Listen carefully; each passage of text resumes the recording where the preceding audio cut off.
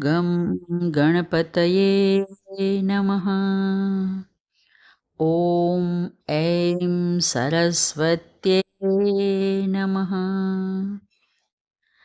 कल हमने देखा कि अंतःकरण में उत्पन्न अहम वृत्ति ब्रह्म का प्रतिबिंब है, इसलिए ब्रह्म से भिन्न कुछ नहीं है।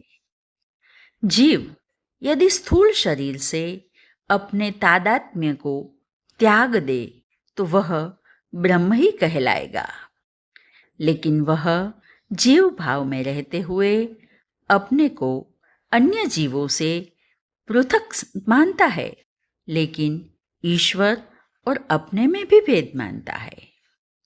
वह ईश्वर को अपना स्वामी और अपने कर्मों का फलदाता स्वीकार करता है। इसी जीव और ईश्वर की उपाधियों को समझाते हुए आचार्य शंकर आगे कहते हैं, अविद्योपाधि सन आत्मा जीव इत्युच्यते, मायोपाधि सन ईश्वर इत्युच्यते। आत्मा अविद्या की उपाधि से जीव कहलाता है और माया की उपाधि से ईश्वर कहलाता है। यहाँ ईश्वर शब्द आया है।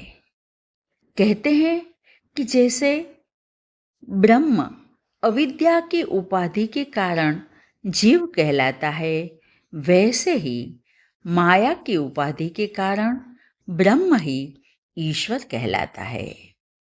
यानी जीव और ईश्वर दोनों अलग है ऐसा हम मानते हैं। ऐसा क्यों मानते हैं, इसकी बात प्रथम श्लोक में ही आचार्य जी ने कही कि प्रकृति उसका कारण है। हम ईश्वर को जानते तो हैं, लेकिन भिन्न जानते हैं, क्योंकि हम अपने आप को कमजोर, असुरक्षित मानते हैं और हमें कोई मदद करने वाला चाहिए, सुरक्षा देने वाला चाहिए। आत्मा सच्चिदानंद स्वरूप है, लेकिन जब उस पर अविद्या का आवरण लगता है तो वह जीव बन जाता है और वही ब्रह्म रूप सच्चिदानंद स्वरूप आत्मा जब माया के आवरण से आच्छादित हो तब वह ईश्वर कहलाता है। इसको यदि हम संक्षिप्त में कहें तो हम कह सकते हैं कि अविद्या की उपाधि से युक्त ब्रह्म को जीव कहते हैं और माया की उपाधि से युक्त ब्रह्म को हम ईश्वर कहते हैं। ब्रह्म के अखंड अस्तित्व को जानना ही व्यक्तित्व है। जब तक हम परिच्छिन्नता की अनुभूति करते रहेंगे, तब तक हमें विराट की अनुभूति की आवश्यकता रहेगी। शरीर, मन, बुद्धि इत्यादि के साथ तादात्म्य ही व्यक्तित्व है।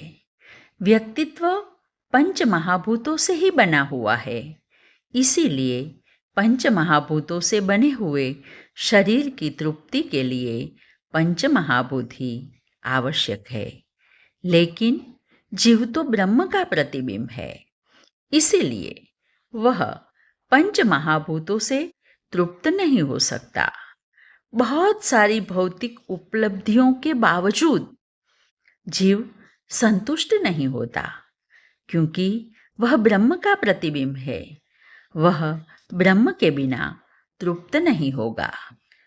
ब्रह्म तो सर्वव्यापक है, लेकिन हर जगह उसको प्रतिबिंबित करने की सूक्ष्मता उपलब्ध नहीं होती। अंतःकरण में ब्रह्म चैतन्य को जाहिर करने की सूक्ष्मता उपलब्ध है, इसीलिए ब्रह्म अंतःकरण में भासित होता है, या कहो कि प्रतिबिंबित होता है। आज बस इतना ही। हरि ओम।